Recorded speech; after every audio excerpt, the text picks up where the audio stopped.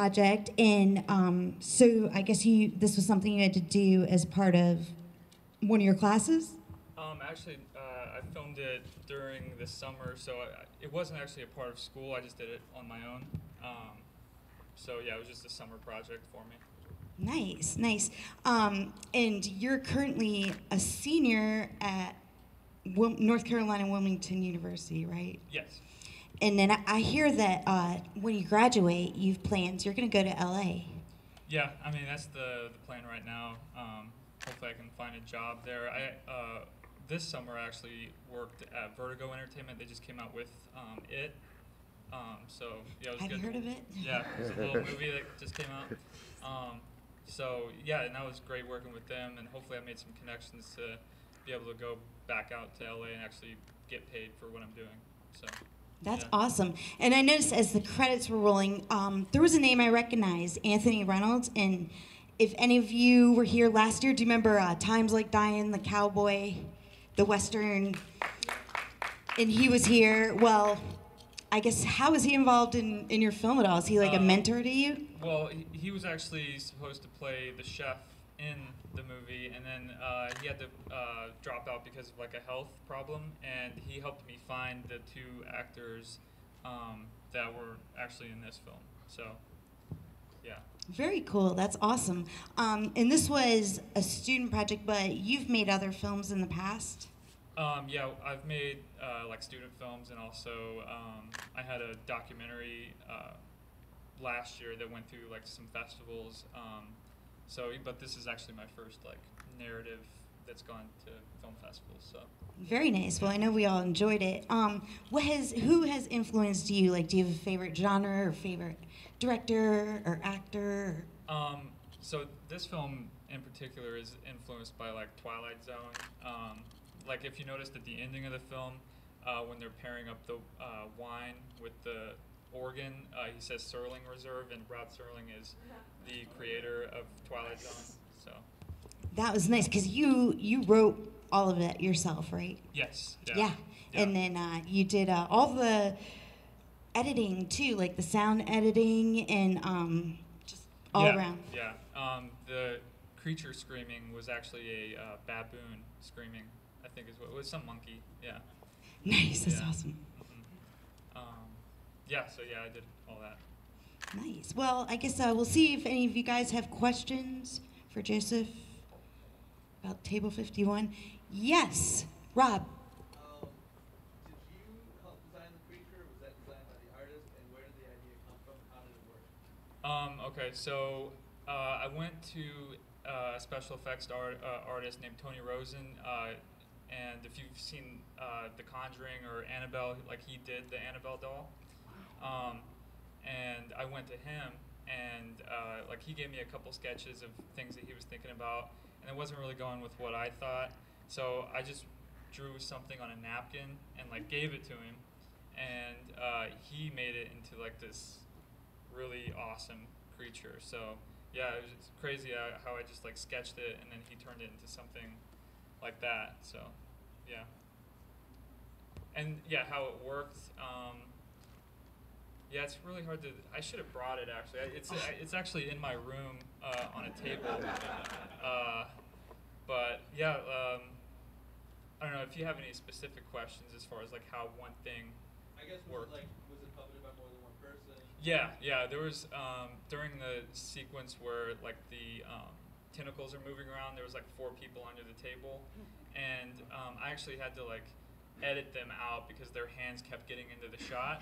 So it was like really tough, and I couldn't reshoot that scene. So yeah, it was like a lot of hours, just like one frame at a time, taking everyone's hands out, which was pretty rough. But yeah. Yes. Leaving Wilmington, isn't Wilmington still viable in making films and everything? I mean, is there some greater draw to LA than? Well, I feel like I'm capitalizing on a really bad situation for all the film talent in Wilmington, because I feel like if the tax break didn't happen, like I wouldn't have been able to score Tony Rosen, because like he made the Annabelle doll, you know, like why is he gonna help with a little short film? But yeah, I mean, I feel like I'm doing pretty well from it, but it's a sucky situation.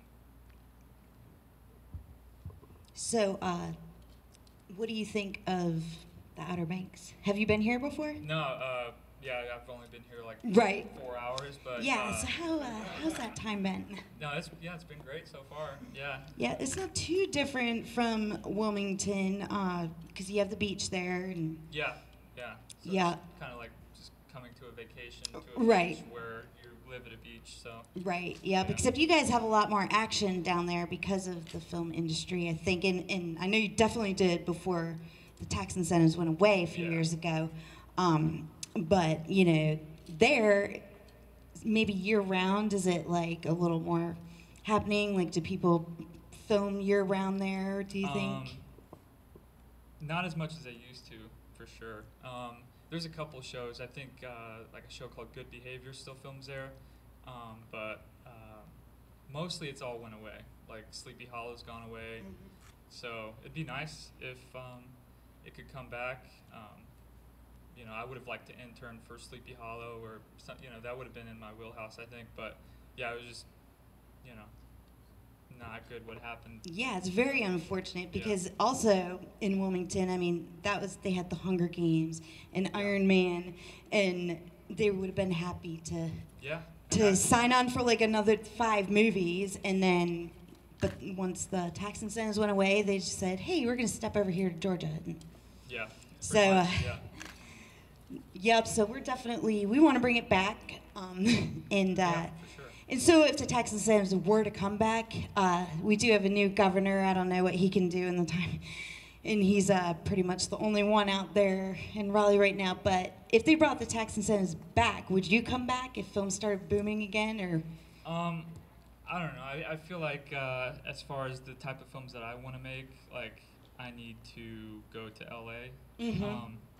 So yeah, I mean, I would definitely come back. Like if I actually get the money to make like a feature film, I would definitely want to come back to North Carolina because like it's got everything. It's got, you know, the beach and the mountains and forests, and I mean it's really good for filmmaking. So yeah, I mean I would definitely come here and shoot a film, but I feel like I have to go to LA first and make that happen. Hey, you got to spread your wings. Yeah.